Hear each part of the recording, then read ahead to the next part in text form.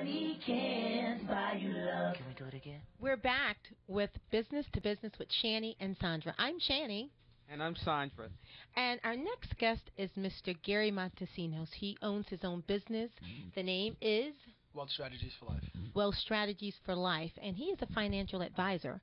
So we want him to talk to us today because we've had a sense of what Operation Hope is, but now here is a small business owner that decided to tackle his dream, and now it's a reality. So let's talk. Great. So how long have you been in business, Gary? I've actually been in business for a little over 8 years.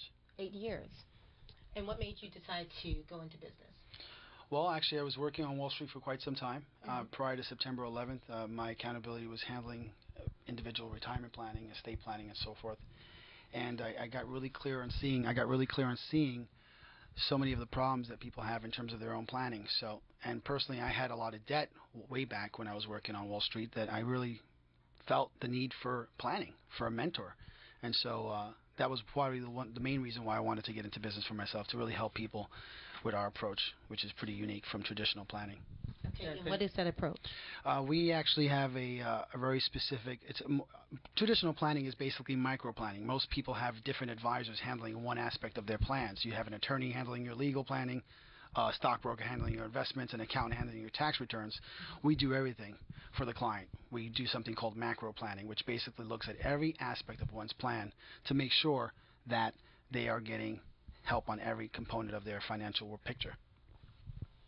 All right, let's just go into the business aspect of the reasons why you went into business. How beneficial, since you left Wall Street, got into your own business, how beneficial is it for you to be off on your own and doing your own thing? Well, it definitely was a huge challenge and a risk when I left a salary job to work on my own and build my clientele. But I would never go back, and I would never change anything. Probably the biggest challenge, of course, is always exposure and getting clients. But I've been fortunate to say that a lot of my clients have been happy, and that's always led to additional referrals and additional business. So yeah, it's been really beneficial being on my own. And go ahead. I'm sorry. Go ahead. Well, what I was going to say is when you say that you started and you had the challenge is getting clients. We know with a lot of small businesses that's what happens.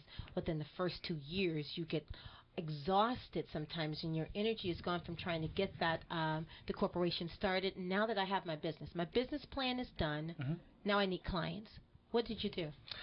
I think, well, what worked for me, and I would probably give this advice to any small business owner who's just getting started, and as you know, most small businesses fail in the first 2 years, so usually the first 2 years are critical.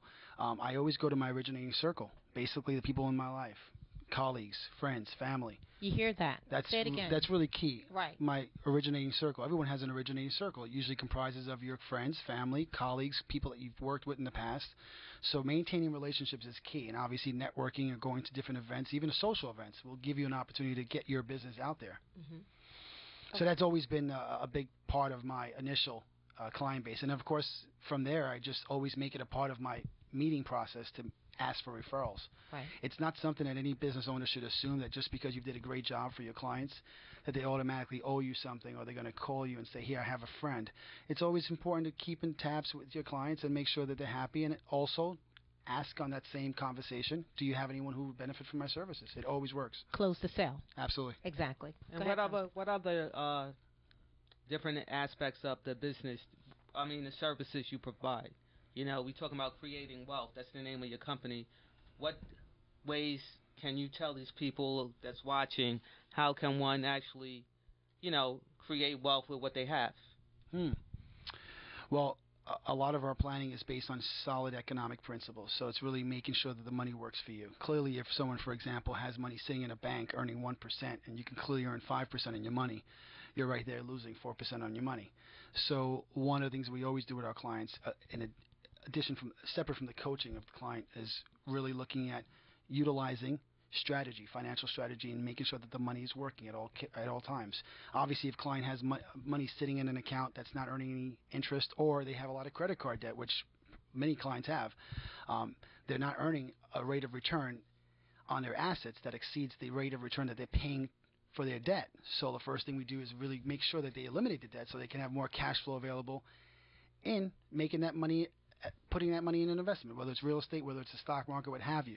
But clearly, if someone doesn't have that kind of disposable cash to pay off their credit card debt, then we look at some creative financing strategies, how to maybe pull out a business line of credit so they can actually use that line of credit to pay off their personal debt and then maybe get a good rate of return on the money. So.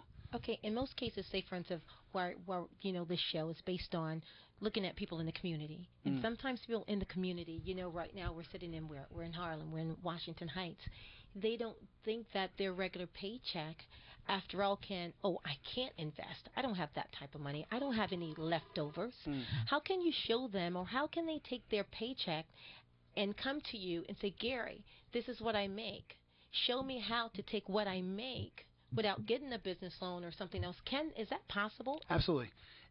Everyone's financial plan starts with a budget. Okay. So the first thing I always look at, regardless of whether someone's making under 6 figures or over 6 figures, is their budget. Because in that budget is basically 2 categories, your fixed expenses and your discretionary. And it's usually in the discretionary expense category, 99% of the time I see a lot of waste. Basically, spending that's not a need versus a want.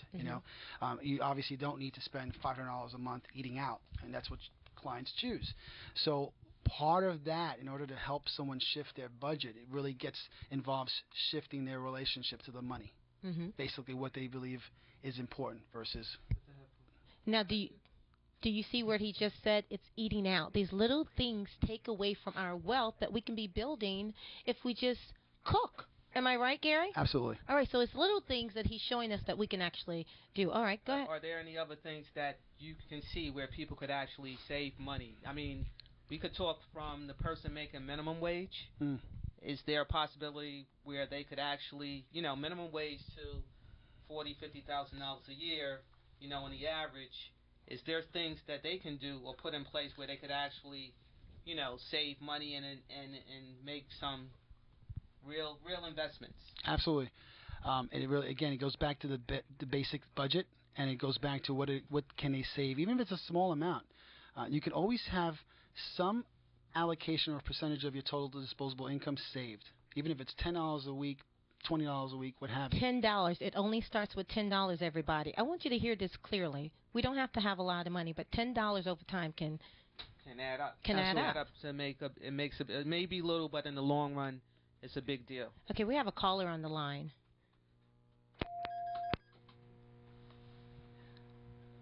Hello. Hey, Shani.